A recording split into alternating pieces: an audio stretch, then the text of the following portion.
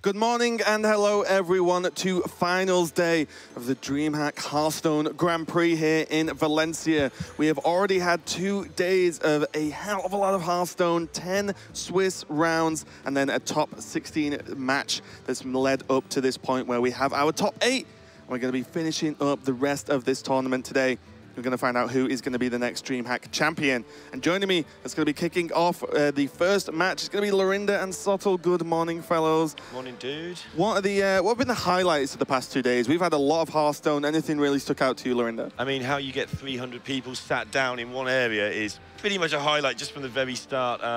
The highlight really was the top 16 was pretty stacked. And a lot of the big names have been knocked out, though, so it's going to be interesting to see today. Yeah, really. We've seen, in the top 16 that we'll check out in a minute, and the bracket onwards to top 8, we've seen a lot of players, as Lorinda said, get knocked out that we're used to seeing, and a lot of new names pop up. How much did you expect this, to be honest, Sol, in a bracket this big? It's tough. I mean, honestly, Swiss format usually pulls you out a top 16 that you look at and go, yep, we take those. But we got that. We got a very powerful top 16, as you can see there. But it ended up being an absolute bloodbath in the round of 16. Tyler went down, Mitsuhide went down, PNC went down, Talk went down. All of these well-known players that we followed throughout this event and through events in the past. And it's really just a bunch of players looking to make a breakout performance for themselves, but they have all got their own stories. These aren't random nobodies. These are people who have been playing the circuit year after year, and they're just looking for their big opportunity. Yeah, and to add on to that as well, you said Talk, Mitsuhide and such, but Diggin didn't make it. Osha, who's even had, success in the UK scene, in the Premiership and such, didn't make it either. But we have got a few players we do know. Turner is a reoccurring name, same with Fluffy, and we know Ben as well. But a lot of these players, this is such a big deal for them.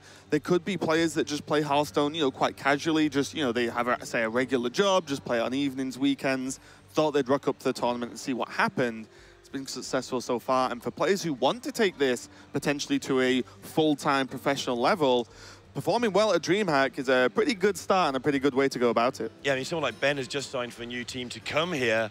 That's a good way to impress the new team managers. It's like, just get to DreamHack top 8 first time out. Keep signing me, please. And for some of these other guys, if they are looking to go further, same sort of thing. There'll be players on the market after this tournament. Yeah, and in terms of the, this is Last Hero Standing, so a little bit different to most of the tournaments you do see broadcast. It is normally Conquest, but Last Hero Standing with a ban. We've seen a lot of some of the main decks come out to play, really, especially post-Quest Rogue nerf. What have you thought of the meta game for this tournament specifically? Yeah, we started off early on kind of going level 1 and thinking J Druid was really powerful, but then as the tournament progressed, we saw that the players doing very well were those with kind of the level 2 and the level 3 strategies. The aggro Druids coming back in to punish all the greedy control that's trying to take advantage of the Quest Rogue nerf. And then, on top of that, Miracle Rogue ended up having a big impact on the tournament as well. There's a Miracle Rogue in our first round of 8 match that we're going to see. I think we've also seen the best and worst of Last Hero Standing as well. There is kind of a lot of warring opinions over what the correct format is for a Hearthstone tournament. We've seen great involved strategic series where bans came into play, where the pick order was super important, where mind games came into it. Then we've also seen 3-0 sweeps by a dominant deck, which is a downside of Last Hero Standing. And we saw that kind of anticlimactic Mitsuhide series, where it was a Last Hero Standing mirror match, and therefore the series was just won on the pick order, right? It was the opening gambit. Whoever got that was just in a dominant position in the series. Yeah, we can check out the picks and bans for the first series we've got coming up, and it is going to be the player who beat Mitsuhide, who is actually his practice partner. There he is. It's going to be Fluffy versus Hariseldon. Fluffy having his Shaman banned out and the Paladin banned out from Hariseldon, and we didn't get to see Fluffy's Rogue. I imagine it is Miracle. It was banned out in the Mitsuhide game, and we can see Hariseldon there. I believe the first time we saw him on stream so far in this tournament. But what do you make of these bans and how the lineups really interact with each other? So Hariseldon has lost his mid-range Paladin here, which makes a lot of sense to me. Fluffy has a Taunt Warrior. He also has a Jade Druid. Mid-range Paladin, very, very powerful deck against both of those. Could potentially be set up as a sweeper for him. Rogue isn't a fantastic matchup against that mid-range Paladin either, so that is a real potential 3-0 sweeper deck for Hariseldon, so no surprise to see that going down from Fluffy. Harry seems to just have a straightforward ban strategy here, which is, hey, I think Evolve Shaman is the best deck in the format. I'm getting rid of that. I don't want to play against it. Yeah, I've been saying this to, I think, both of you a lot. It's like, Evolve Shaman is just great, why not just remove it? I know there can be targeting bans, but the deck has the ability to 3-0 sweep. We saw a lot of that at Seat Story, but without further ado, the players are ready to go into the first match of the day. We have 7. We're gonna find a finalist and a champion at the end of today. But yeah, for you guys, this first round is gonna be taken away by Lorinda and Sottle, so enjoy.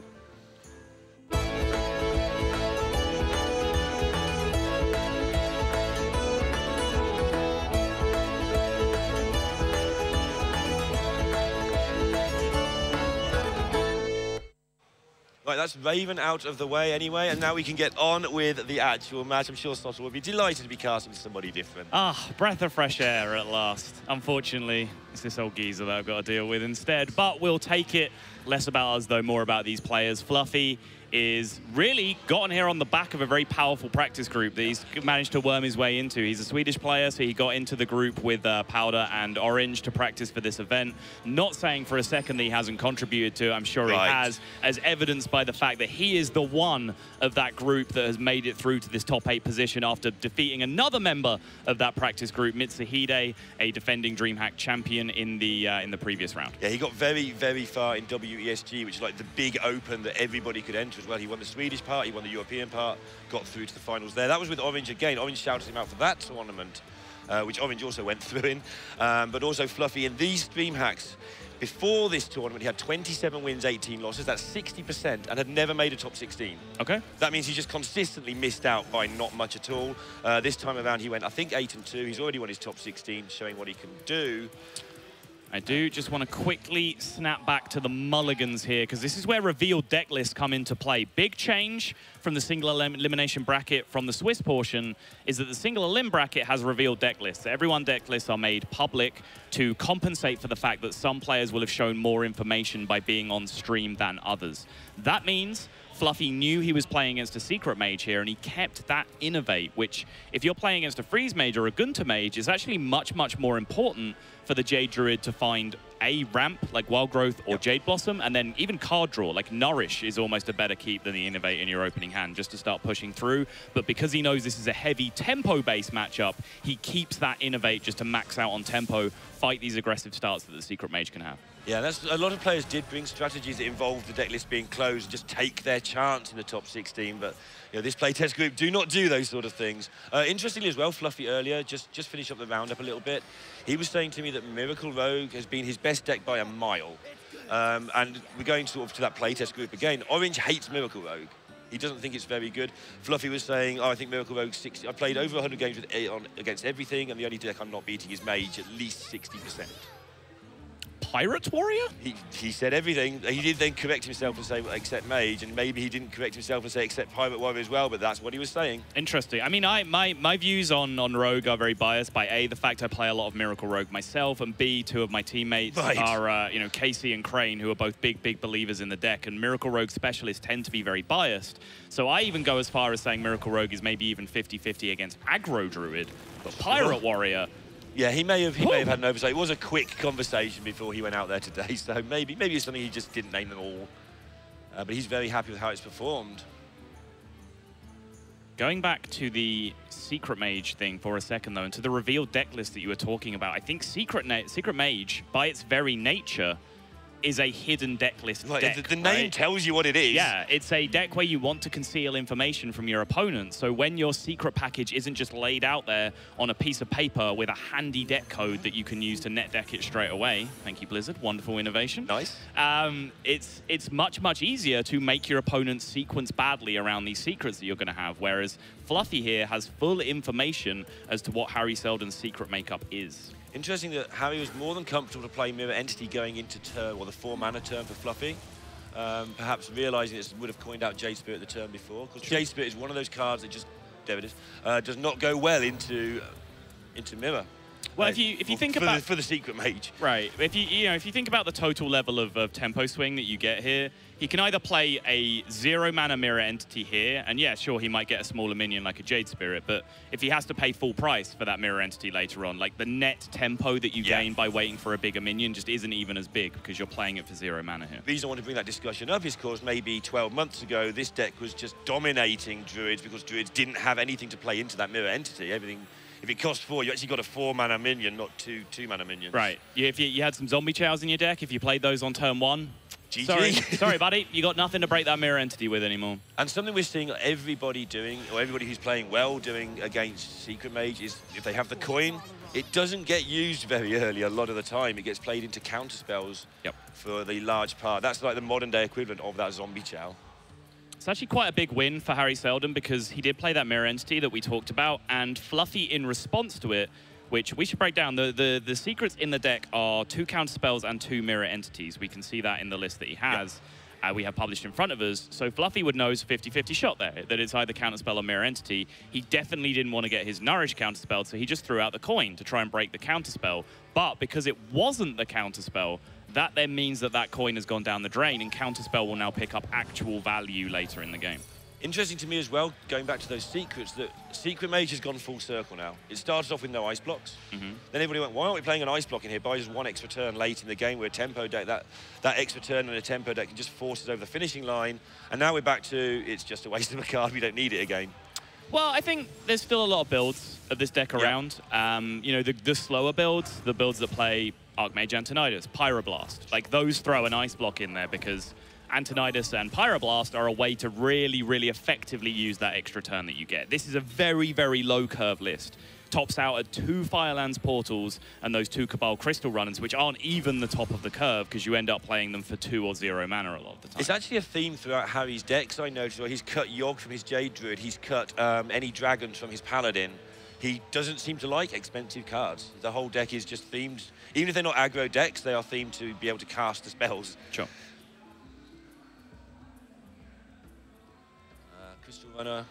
This card is amazing. I'm surprised it doesn't see more play until recently. Like 4 mana 5/5 is basically what it is on most curves. You do have to draw that secret, but the funny thing is I think it's better as a 4 mana 5/5 a lot of the time than a 2 mana 5/5 3 turns later.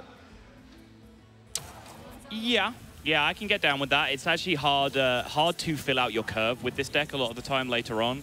Arcane Intellect is kind of the only real way that you have to keep your resources high, along with Primordial Glyph, but that isn't a net gain in resources. So it's very rare when you get to the 8, 9, 10 mana turns, especially when you're playing as lower curve deck as Hariseldon is, that you actually benefit from a 0 mana 5/5, right? It could have cost 6 still a lot of the time, and it would still be just as effective. Dealing with a 5/5 on turn 4 as well for the opponent often takes multiple cards, or hit in the face and wait. Right. And then on turn 6, it's quite often just, I've got a card now that deals with this, or a board that deals with it. He is doing okay with his tempo war. Getting that Pyrus back is going to be interesting to see when he drops that back down. It's like a mirror entity 5/5 and ping turn to me. Yeah, this is the sort of turn when a 0 mana 5/5 is actually quite good. Going back to that, there are just times when it's still early enough and going to be tempo enough that it is fantastic. And this is one of those times, I feel. Pyros Molten Reflection is a ton of value at some point in the game, though, but he would have almost liked to hit the Molten Reflection on the 2 mana form, just because it would the cheapest way to activate the combo, whereas now this is getting a little bit clunky. Yeah, this was the deck that Fluffy was scared of as well. This is the deck he didn't want to run into too well. He's going to run into it. This is the deck that he thought could be the one that changes the match around. I know that playtest group did play variants on Secrety Mages to take down Druid in particular. Okay. Because it was the class, the Druid was the thing that everyone was scared of, and so everybody was trying to find a way to deal with it, and they didn't want to just always ban Druid. And so this is the deck that a lot of people brought to give Druid a hard time. Hariseldon going to break a fundamental rule of Hearthstone here in terms of mana efficiency. He could have just gone with the Firelands to really just max out on his the efficiency of his curve. But he's going into Fluffy's turn 8. So by doing it this way, if a Primordial Drake comes down, he can actually tempo through the Primordial Drake in the same turn, right? If it hits the board, it knocks the 6/6 down to a 6/4, you trade through, you Firelands portal the 4/8, and you're back in a position where you're a minion ahead. Whereas if you do that the other way around, it doesn't quite work. Also gives this minion the time to either kill Fluffy or die and then get played again on turn 10. Yeah. If he plays it a bit later, that may not happen. It may be on turn 11, getting that 10/10 down a turn earlier in a lot of scenarios here too. And Fluffy's hand just not doing anything to deal with it anyway. Pyrus would be so much better if its third form was an 8 mana 8/8. Sure. Just going to throw that out there. Because it's very rare that you actually want to spend 10 mana on playing a 10/10. And 8 is usually the magic number in any game of Hearthstone. Right, then you can go 8 ping, 8 frostbolt, 8 primordial glyph. Yeah. Like, there's so many new avenues that would open up. I think that's a very real reason why it's actually been nerfed a little by being bigger, as weird as that sounds. Yeah, anything that costs 9 or 10. 9's kind of the number where they've gone, well, we just don't want you Yes. to do anything else. We don't want it Yes. to be a 10 drop because it's not a spectacular card. Yes. All the 9 drops are odd because of that. Call of the Wild's a really good example. You nerf it from 8 to 9, but it's actually a huger nerf than it looks. I think you can have huger. I'm going with it anyway. All right. I don't usually obey the rules of language. Like, you have 26 letters in your alphabet, I have 25, it's fine.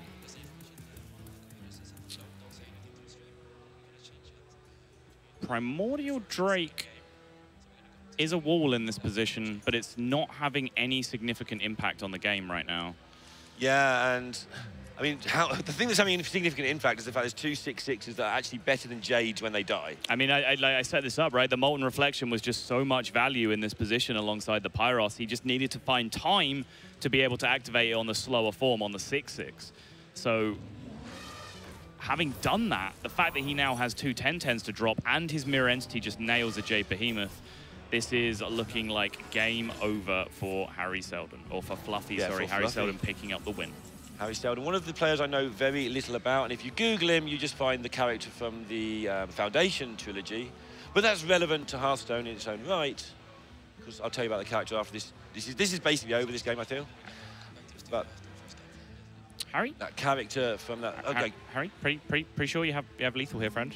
Yeah, that's what I was thinking. That's why I was talk-stoning it. I just assumed you've seen this. Yeah. Pretty sure. 6 goes into the 7, ping it down, and then you have 10, 13, and a Firelands portal connecting to face for 18. Good. I want to carry on my Hariseldon story in a moment. Oh. But I'll give it just a minute. Let's watch this take place. All right. All right, he sees it. He finds the line. Yeah, lethal is usually the line. Yeah, it's also the line you quite often look for last. Because you're quite often thinking, how do I control the board? How do I do this? I'm playing a tempo deck. And then you just go, oh, he's on that score. I can kill him. I feel like when you're playing Secret Mage, you're looking for lethal pretty often, Sure. especially when you have 2 6/6s on the board and a Firelands portal in your hand. But maybe Hariseldon was just double-checking everything. Obviously, this is quite possibly the biggest game of Hearthstone he's ever played, so nothing wrong with just double-checking all the lines, making sure your Basic Edition does check out. Casters prove on a daily basis that Basic Edition is very, very hard, even when you are 31 or 63. Yeah. I mean, that makes me triple his age, right? Yes. Checks How out. numbers. So, Hariseldon, we're just going to have a moment here. Hariseldon's character basically is a guy who invents psychohistory, which is a way to predict how everybody's going to act using probability. Might be helping him in this tournament. That's the origin of his That's name. actually the name. That's the name. That's the Interesting. character in the book where Hariseldon comes from. Huh. So he invents the whole of psychohistory, which is the stuff which helps the galactic people just look after the world. It's cute. And so he's based it on a probability thing. And I mean, if I could predict history, I would play Hearthstone tournaments. So, Secret Mage is now set up to do very well in the series. I think we'll probably have to see the Taunt Warrior come out from Fluffy at this point. The problem with that is that exposing his Taunt Warrior this early actually leaves holes in his lineups against the remainder of the decks coming out, because Taunt Warrior will come out as a counter here, and then Jade Druid will come out as the counter to that from Harry, and then suddenly the Pirate Warrior runs wild. The Pirate Warrior comes out in the series after the Taunt Warrior has already gone down, which is dream world for Hariseldon. The matchup that will be left, though, depending on exactly whether Fluffy's confidence was erroneous or not, the matchup, if that series develops like that, the matchup will be left to play is Pirate Warrior versus Miracle Rogue. I'd like to rewind you a little bit there, though. Go for it. To the counter, which it is. I'm not arguing this, but Druid versus Taunt Warrior. That's closing. That is no longer the walkover it was. We've seen players. There are players in the world that I would back as the Warrior against nearly any Jade Druid player. There are just players like that. Kalento seems to have a good master of that. Anyway, enough Talkstone. You guys want to see what's going on. Let's get back into the action for game number 2. Should be hitting the Mulligan stream. I believe it is the Taunt Warrior that's coming out. And yes, it is. It really was Fluffy's only choice in this position. He didn't want to queue up his Miracle Rogue into the aggressive, burn-heavy Secret Mage. And again, little bit of skepticism about Fluffy's claims that he's favored over 100 games versus every deck, because Secret Mage is tricky. He did say Mage. You're right. Apart from maybe Mage. Yes, you're right. But we've still got that Warrior matchup maybe. I want to see it. I want to see it happen. It's nowhere near as it used to be. It's nowhere near as bad as it used to be. Sorry, like in the previous expansion. The tools that Rogue have been given, just all of the extra, you know, Swashbuckler and those kind of effects, hallucination even. Warrior cards are actually quite good at blocking Pirate Warrior lethals in a lot of spots, so you can find that one extra turn that way. And now with the combination of the counterfeit coins, tempoing out SI7s and Edwins, and the fact you have Razor Petal Lasher now just to contest the early board a little bit better, you do have some game as the Miracle Rogue, but I still think it's a pretty rough matchup.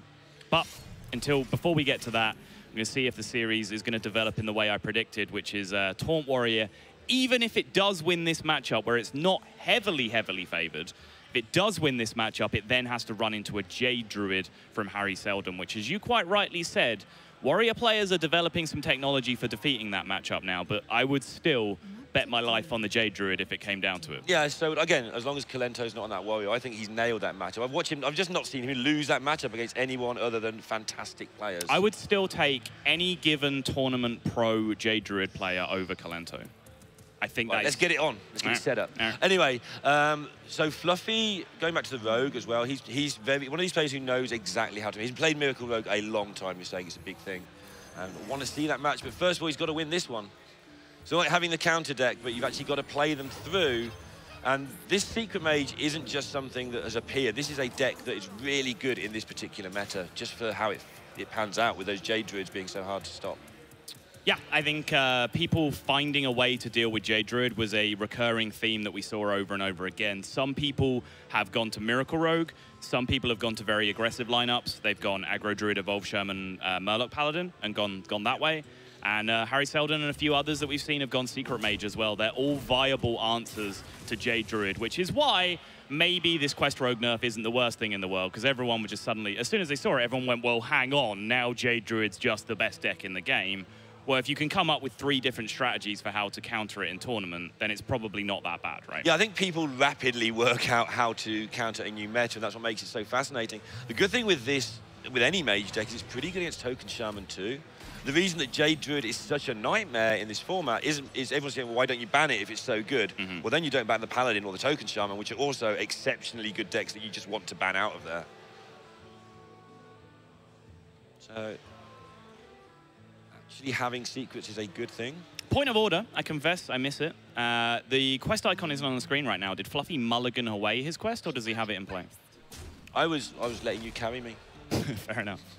We'll wait to get confirmation. All right, the quest was mulliganed away, so that's a talking point as well, because again, it's a revealed deck list thing, right? Like, he really feels like he wants Fiery War Axe, he wants Slam and Execute early on, he wants to make sure the board doesn't snowball, but in this particular matchup, a strategy developed that I'm actually a big fan of, where you hold the quest, you don't play it on turn 1, and you just bust a counterspell with it when the counterspell comes down. So you just treat it as like coin. Right, because Slam, Execute, Sleep with the Fishes, Brawl, these are all more important cards for you in this matchup than the counterspell, than the quest, sorry. So a little bit interesting that Fluffy chose to chuck it, but we'll see how it works out for him. Yeah, the quest mechanic's been interesting like that. Like we've talked about Taunt Warrior a lot anyway, where you throw it away as often as you keep it a lot of the time for matchups, which is why some people then try not to play it and realize they just can't win the mirror. But yeah, actually using it to keep it and just not use it correctly, well, not use it how it was intended. It's cute, right? I like it. Do you know who first did that? I mean, there were people who said I was the first, but the first person to popularize it. First time I saw it was in HGG, and I can't remember who was casting, but you know, they're trying to work out, was that deliberate? Like, did they know, like, did they just get their quest counted on purpose? Did they forget to play around counterspell? And then they were interviewed afterwards, said, was that a deliberate thing? And the answer was yes, we believe that's the correct thing to do in the matchup. That's awesome. I'd probably cast it.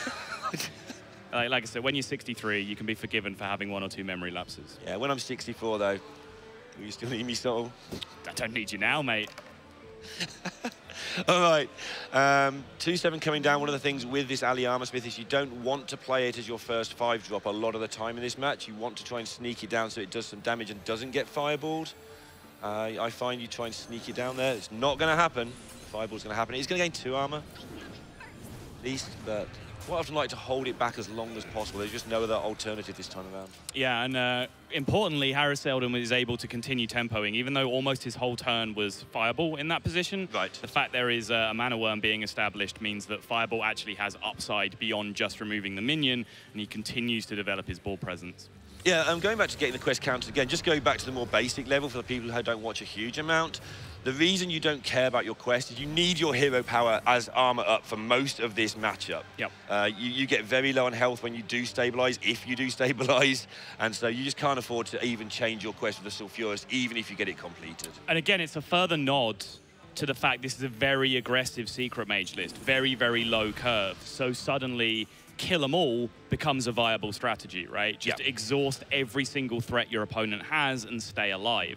If he was coming up against a secret mage or a more hybrid mage that had Archmage Antonidas, had a Pyroblast, had a Medivh, whatever it is, then suddenly you probably need a win condition of your own as the warrior to be able to stop yourself even getting outvalued in the late game. What's interesting about what you just said there is that's taken hundreds of thousands of games for people to be fairly sure about.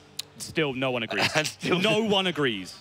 You know, people still throw away the quest knowing they're up against a slower deck sometimes just because they still try and kill them all. Yeah. So Hariseldon's hand, I mean, we call it secret. He doesn't know what his hand is himself at this point with double glyph in his hand. Trying to wait as long as possible before playing those glyphs, get as much information as possible about how his hand's going to pan out, so he gets to choose the best thing from the glyph.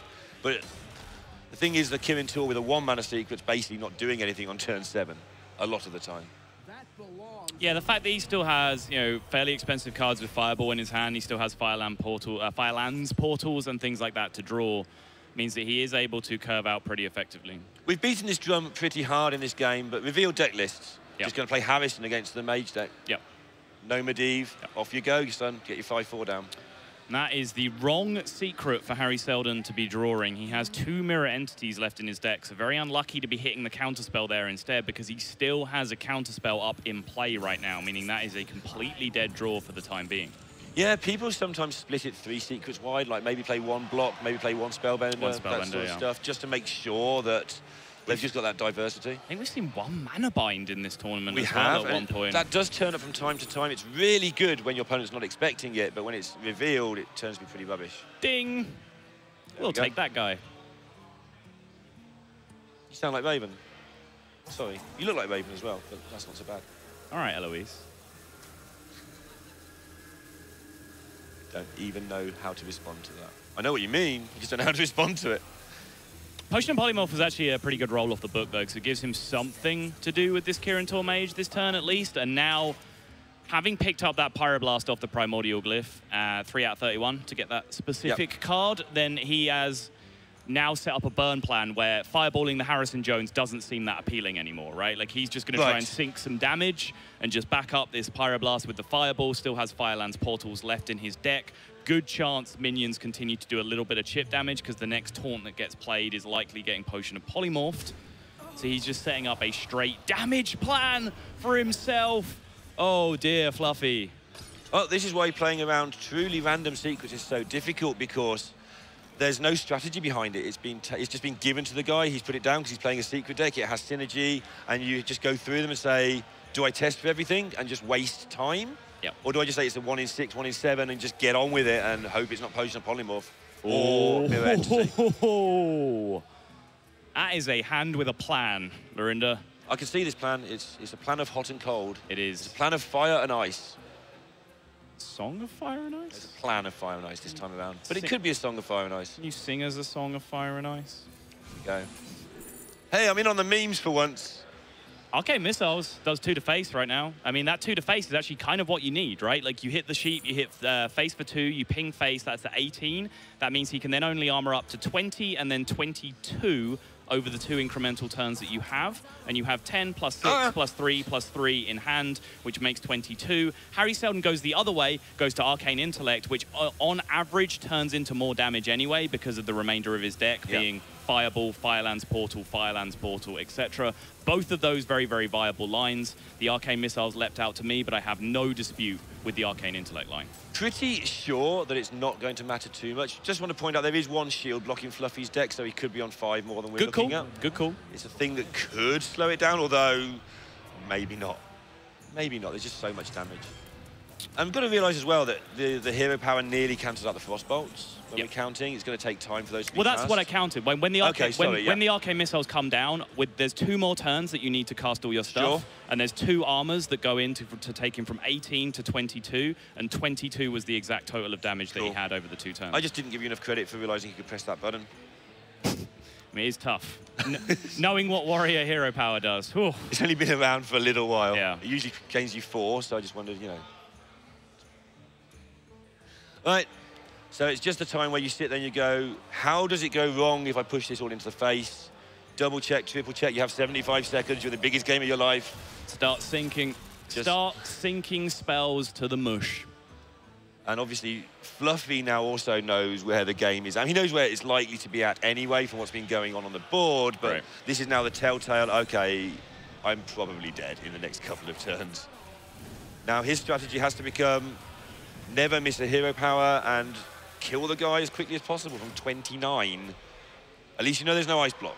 2 more turns needed. The armor up is going to come down, which means 14, and Pyroblast Frostbolt is the only possibility here for 13. So 2 more turns will be required. 2 more turns for Fluffy to find that shield block. So Fluffy there considered playing Sleep the Fishes first to see what the secret was, for some reason. I think he knows what it is. He knows, yeah. He's considering how much mana he wants to access next turn. Yeah. Right? So whether he needs to throw away and deal with that counter spell first in case he draws shield block, right? Like how much mana do I need available to myself to be able to freely cast that shield block on the following turn? But because he's on a I've got to kill you plan, he's got to just get all the attack down, including the dirty bag. It's just 2 more attack at this point. He's not doing it for the taunt. He's not doing it for the quest. He's doing it to hit them for 2. Shield block will only take Fluffy to 10 here in this position. Shield block armor up will take him from 3 to 10. Fireball Frostbolt ping is going to come out from Hariseldon. I think he's got this one locked up from this position. And the meme happens. We have to point out, if you lose your counter deck in last hero standing, bad things tend to happen to you. Particularly when, as I said, coming into this, even if he won this matchup, he was in a bad position based on the following counters. So Fluffy needs to get the Rogue through this and then make true on his word that it's really good. If he loses the Rogue versus the Mage, which seems rather likely, then we'll let him off. But if he wins that game and then loses one of the next 2, we're not going to tell him off. Nicely done from Hariseldon. There was definitely some divergent paths on the Arcane Missiles turn, but after you informed me that there is a shield block in the deck, his plan made a lot more sense. He got himself so much overkill in terms of damage here, and you can see, even if the shield block was there, his sequencing beat it perfectly. 10 would be the number that he had to beat with the shield block. 10 was the number of damage that he had remaining in hand. Beautifully sequenced by Hariseldon there at the end. And these, again, the unknown players, the underdogs, continuing to make the run through this. Fluffy is in probably a quite unique position for him of being one of the most well-known, most well-accomplished players in the tournament remaining. Yeah, it's him or Turner, I think, going into this top 8 to be, I want to be polite to the other guys, but Fluffy and Turner are the 2 guys that most people have heard of. There's a few others that others will have heard of. There's usually somebody that I should have heard of and haven't. That happens sometimes as a caster, but Fluffy is one of the 2 big names left. And of course, another Swede in the tournament with Orange winning last time. The Swedish hopes would be on this. And DreamHack Valencia has always been kind of the story of the underdog, right? Evangelion kind of coming out of nowhere to be the big hometown hero was incredible. And again, look at that flag next to Hariseldon's name right now. We could have the story running it all the way back again. The home Valencia crowd could have something to cheer for. I always want to try and pronounce Valencia properly with like the Spanish accent where they had that little lisp on their C's. I should go for it. You should actually be pretty good at that, yeah. You want to give that a go? No. Valencia. I don't know. You just end up saying like you've just got an even worse speech impediment than me when you go with that. Yeah, it just turns into like a TH. Yeah. That's clearly not wrong. I don't know. I don't have the talent to naturally lisp as well as you do. Cheers, buddy. All right. So Fluffy just going to generate tempo like rogues do and try and out-tempo the tempo mage. The problem is that even if he does that, the tempo mage can just flatten the face and there's no healing. Fluffy does have a nice, good, cheap hand, though. Yeah, I was just about to say, this hand is actually pretty dreamy from the Miracle Rogue side. Shaku is actually a surprisingly good minion against aggro decks. Like, aggro decks these days don't really slam you in the face for 9 or 10 on turn 2 or 3. Right. So you have the time to develop a slower stealth minion so that you can then leverage an attack on your turn on the following turn. And the card is relevant a lot of the time, especially against Mage, that has a lot of game-changing cards you can pull out. Yeah. I like this preemptive attack as well. He doesn't necessarily think that he's going to dagger on the following turn, so he wants to make sure that 1 damage is on the 2/3, so he's not forced to play Fan of Knives or dagger on the following turn. This way, he gives himself maximum options to deal with other minions that come down, like a Kirin Tor Mage, a Mana Worm alongside a Primordial Glyph, like whatever the 3-mana curve play is. Pointing out that Fluffy, I mean, this is no surprise to anyone, but he is playing Giants in this deck. So with this sort of opening hand with just naught drops everywhere, those Giants can become relevant very quickly. It's not really a Giants matchup, though. It can come into play later in the game. I was only on about this specific hand. Like, sure, but like the fact. I mean, let me think about how I want to phrase this. If you get to the point where you've used this hand to control the board state and you've then lived long enough to draw your Giants and play them for 0 mana, the important part of this matchup is the first half of that sentence. Sure. You've used your hand to relinquish the pressure and like, buy yourself time. Like, it doesn't matter whether your draw is then Auctioneer, Sherazin, like whatever you have to establish a board state.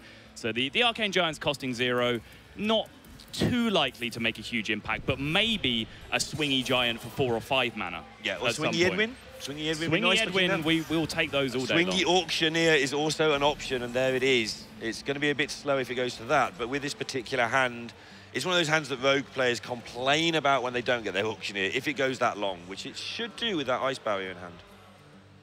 Yeah, the Ice Barrier might come in a little bit clutch here. And Shaku is not doing a great amount of work at the moment because of the mirror image roll from Hariseldon off the Babbling Book. And we know how powerful, from various PTSD moments throughout the Hearthstone meta, how powerful Mana Worm mirror image is and how that can really just put a crimp on your style. I just like the phrasing of that. It just gives me the giggles. Yeah, this deck, even though people say, well, why doesn't he just burn him out? It can't usually burn out without doing some attacks to face. Yep. It's built to get even 15 point, maybe even 18 points of minion damage for the most part. You don't rely on those Pyroblasts coming from the glyphs. So yeah, that barrier is going to buy Fluffy some time, but he needs some time. He has managed to slowly but surely drift behind on this board. He needs to get to that Auctioneer turn. There's a Giant, already down to 8.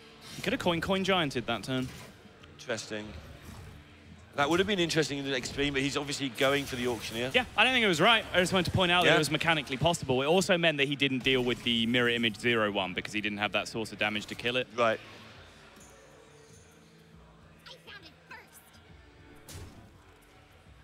This is where Tempo Mage does sometimes suffer.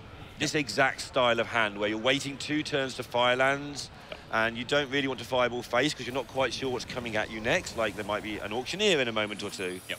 And you're not quite sure what to do and you just want to spend your mana. And this has given Fluffy, that really weak turn has given Fluffy this opportunity. Uh-oh. Okay, he knows now, right?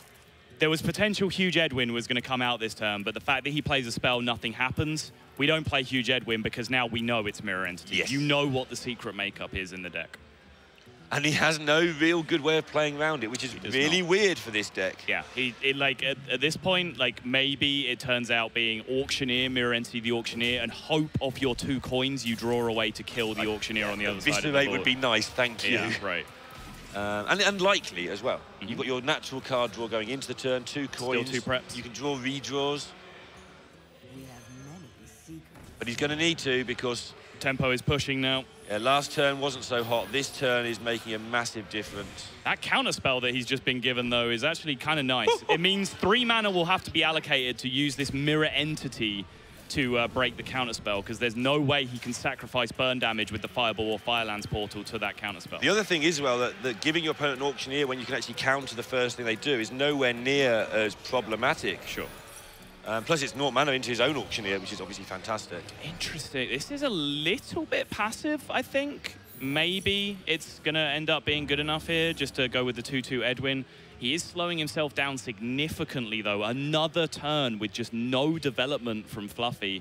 Didn't take his Auctioneer turn, even with those 3 0 mana spells in his hand already. Yeah, I'm going to give him the benefit of the doubt. I know that Fluffy's played a lot of Rogue, not just in this meta, but in all metas. It's a deck he's been very fond of. He knows how to do... You know, a lot of people know how to do Auctioneer turns, but he's one of those guys who sequences them spectacularly well when you see him do it under pressure. I've seen him do it many times.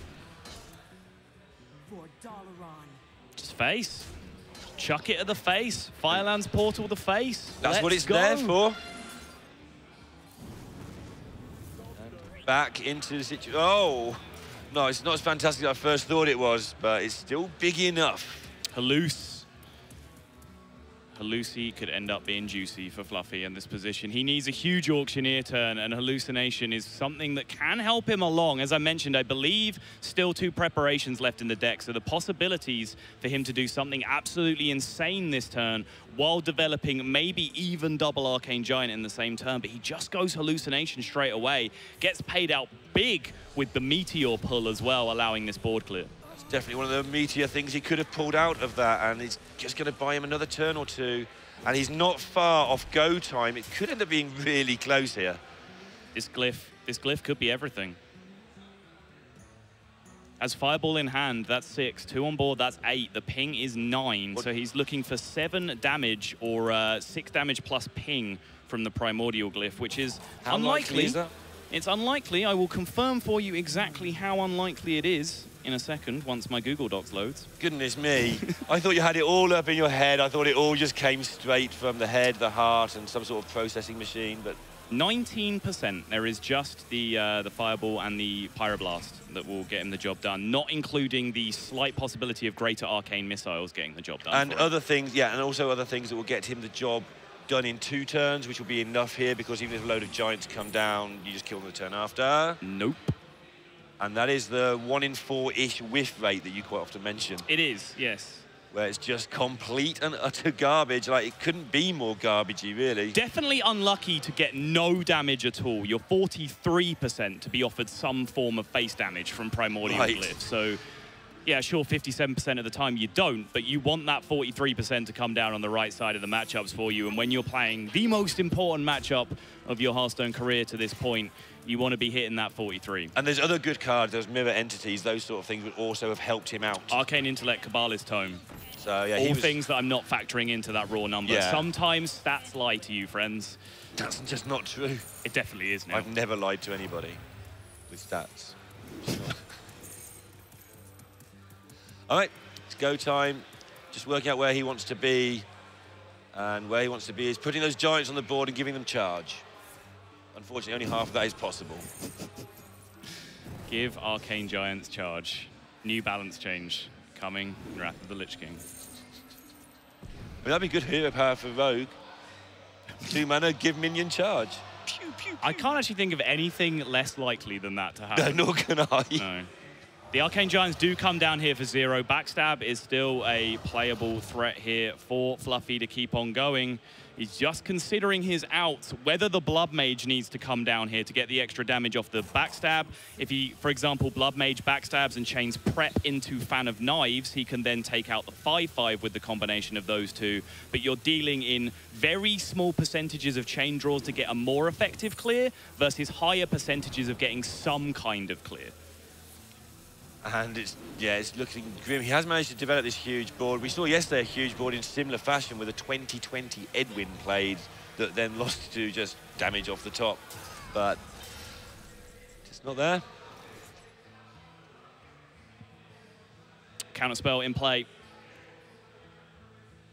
Which means he is just a little bit off. Didn't take a cheap enough spell off the Primordial Glyph to be able to proc this and Fireball and Ping. Not calling that a mistake by any sense.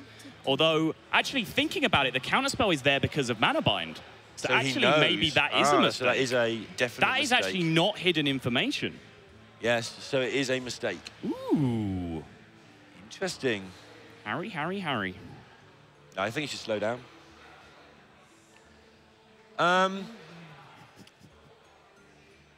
And you don't want to Flame Strike trade to prevent you from dying. You really don't want to do that.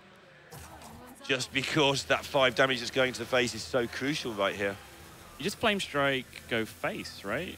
Yeah. Like, what else can you do? He needs 8 to kill you. 8 is a lot. It's a lot, but there's an auctioneer in play. You saw how awkward the auctioneer turn got at the end of Fluffy's previous turn, though, is the problem.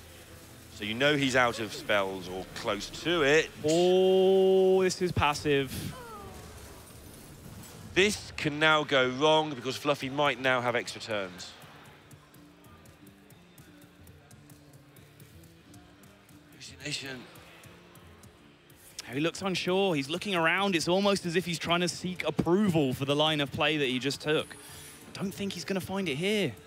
Don't agree with it. Slowly happened through this match as well. Harry was all sort of happy and cheer at the start. He's the underdog. He's not expected to beat Fluffy. No one knows who he is.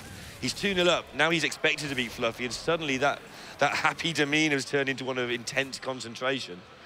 Well, that's been happening even when he was winning this game. He was starting to feel it a little bit. It's like, I'm no longer the underdog. The pressure is now actually firmly upon me.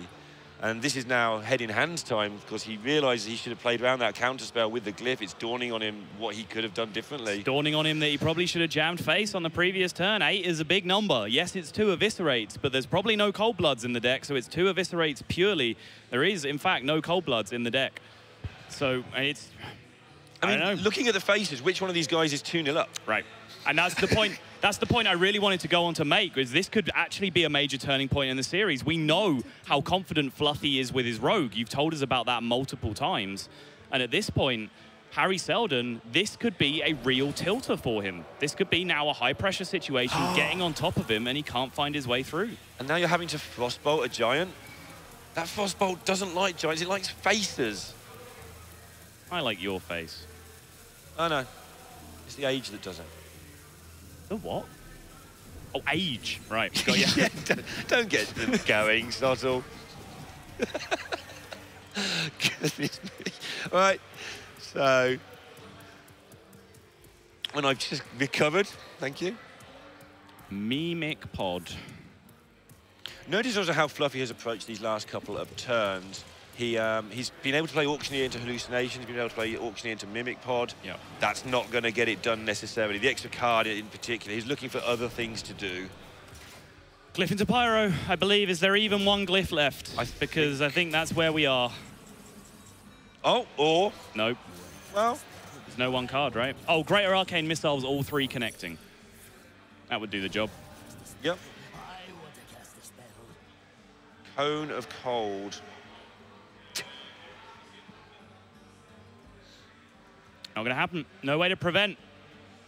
Hariseldon, this was your moment. Have you let it all slip past? Fluffy now has a window back into this series. There is still the Pirate Warrior to come from Hariseldon, so let's not count our chickens before they're hatched just yet. But hey, if he lets this game get mentally on top of him, Fluffy, who you have set up as a very confident Miracle Rogue player. Hey, he set himself up as a confident. I'm just relaying the information. Semantics. Don't semantics me, son. But Fluffy is a very confident Miracle Rogue player. That is something we can agree on. Regardless of who is relaying that information, he is now a player that has grown in confidence after coming back from a very unfavorable position in that one matchup. He's playing a deck that he likes, a deck that he trusts, a deck that he says is favored over 100 games versus every class that isn't Mage, the one that he's already just beaten. So first off, he's probably just going to have to... Oh! Yeah, Harry's just going for it. I don't think this is a wise choice. I don't think it normally matters. Are you talking about just leading out with the Pirate Warrior, or? Yeah. Okay. I feel that if you just tilted yourself a little bit... No, I actually, in the frame of mind that we're theorizing these players are in right now, and let's importantly use the word theorizing. Yeah, of course, because we don't know. I do not want to play another frustrating game of Jade Druid against Miracle Rogue where I can't really do anything and their Vile Spine Slayers and cards are just way too effective against my stuff. I feel like mentally that would just tilt me even more. I just want to get the Pirate Warrior out there. Interesting how different people perceive that. I want to get on with it. I want to sit there and go, okay, I'm going to play this deck and just calm down. I'm probably going to lose, get myself prepared so I play the last game really well. Because it's not the last game, but this is kind of the last game of this series. Yep. Anyway, he's gone with this. This is the frame of mind he is feeling he's in. That's the important thing. And he is slowing himself down, which is a good thing. But you can see that he's obviously disturbed by that loss. I mean, who wouldn't be? But his job, whether a professional player or a player who's just entered the tournament to enjoy himself, either way, his job is to calm down and do his best. It's sometimes easier said than done with the world talking about you. And this is not a good Pirate Warrior start, by any means. No weapon. Things that are dying for weapon synergy. Played a deckhand on 1, drew a second deckhand, neither of which are going to charge. Fluffy's going to take the board on turn 2 as Miracle Rogue. Yeah. That's awkward if you are the Pirate. That Malkarok looks like a thing that might matter at some point as well. Could come down to needing to get something off that on turn 7. I'm okay with Malkarok showing up now because my #1 tilting effect that casters used to do that used to really trigger me, where they would just pretend that every time you played a Malkarok, you were going to get Curse Blade. That's what happens, even now. Even now, when it's impossible. Well, now I know that it gets you going, I'm just going to use it every time anyway. Yeah. So, captain on his own. No patches, nothing on board, just a 3-3. Is that the right ordering? Would you have gone for the Cultist first? I think now drawing Reaper, he has a plan. Okay. Right, which is Reaper, then he goes Deckhand Cultist, then that's 11, then that's Heroic Strike. There's he's almost just painting by numbers here in terms of how that one Arcanite Reaper lines up into lethal at this point. And obviously Fluffy's got the dream here, not so much his own start, which is just fairly standard, but Fluffy's plan is to realise what's going on, but how does he develop his board? Do you just go wide here so you can deal with everything, or do you actually have to start fighting back quickly? You want a tempo swing, and that Valspine that he just picked up, I want to question his play on the previous turn. He went Blood Mage Backstab instead of Backstab SI to kill the 3-3, right, which left an SI7 agent kind of stranded in his hand and developed less power on the board. He developed a 1-1 instead of a 3-3, and he left a SI7 agent without a good combo activator left in his hand, apart from the coin, but the coin didn't have a curve play. There was no coin SI plus something on the following turn. So a little bit questionable from my perspective, but he did get bailed out by that Valspine Slayer pickup, which was the perfect draw to then go along with that coin. And now with Backstab #2, we're back in SI7 territory. He's got a great combo activator again. Playing devil's advocate on that one just a little bit. His hand was quite poor at the time. You don't want to spend a whole turn playing Mimic Pod. And well, so, I mean, you can. Finish point. Getting down a Blood Mage, which is a 1-1, he's going to do something, and still using it efficiently, does give you an easy card draw. I would perhaps debate that the getting a 3-3 ahead of the play on board with the SI7 agent then finds you the turn that you need to cast Mimic Pod. That's very important. And then you then have a Blood Mage still in your hand to leverage removal with. Yep, I think I agree with you. It's just probably what was going through his mind is get the card that way. Armor could be relevant here. This actually might end up being a race. That 2 health that you gain here instead of jamming the 10 from Heroic Strike could end up finding you that 1 extra turn to draw 1 extra card to deal significant amounts of damage. And I think Harry is coming to the same conclusion. Yeah, and he's actually in a fairly decent spot with all the damage in hand. He can't play any of the cards, but Fluffy is going to have to take care of this board.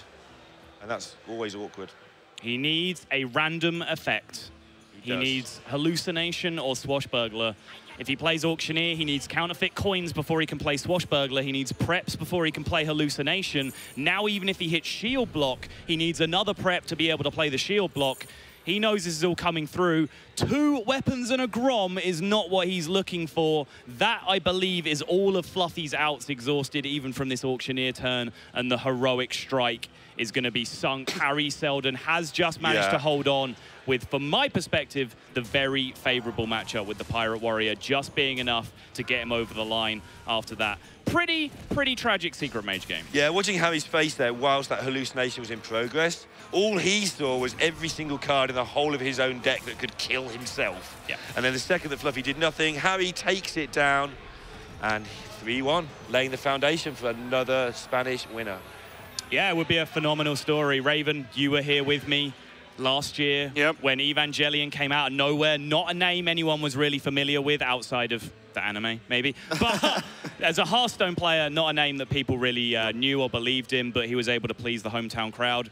Hariseldon on a fast track to the same thing. Yeah, and Evangelion's huge now. I mean, he was probably, pretty well known in Spain, locally. He streams a lot. But I've seen him multiple times this weekend just walking around. People are like, oh, can we have pictures? He's been doing some interviews with, some like Spanish media, like websites or, TV shows or whatever. Yep. So he's pretty huge now, and this could be on the way for another Spanish player. I do think, though, that there was a lot of shaky play in that series overall, and I think he actually just got the good sort of start with that deck, with the Secret Mage, and just could have ran away with it.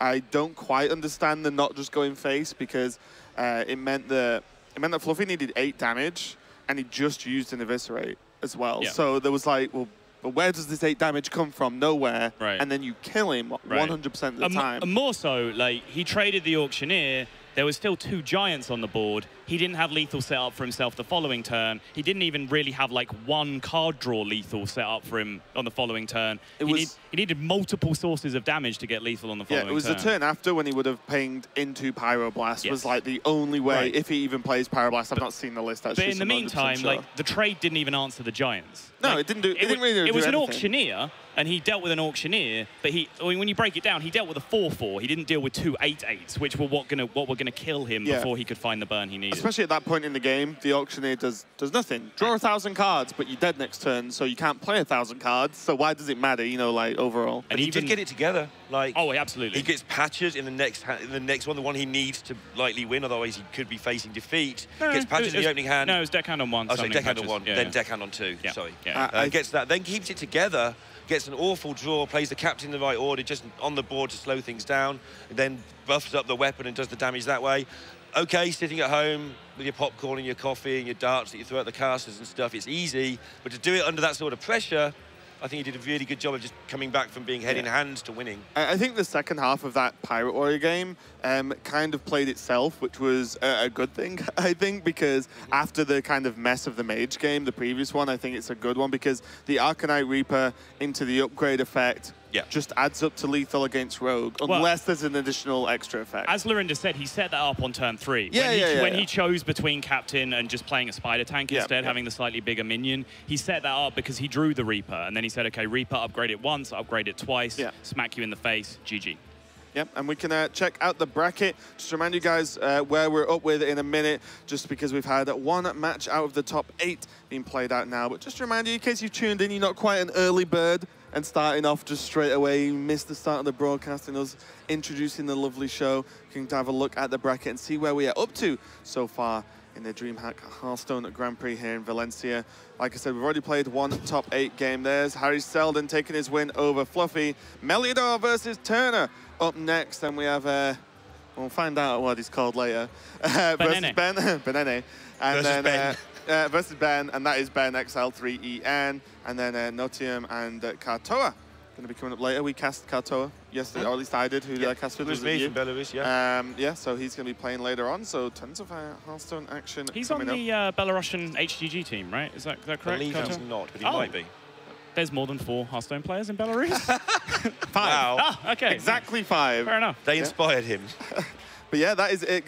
That's gonna be it for the first match we have today. We've got tons more coming up, and there will not be super long breaks because of Swiss. So we're gonna just go for a short break, set the players up. They are here, ready to play, and be right back with some more Hearthstone. So stay tuned.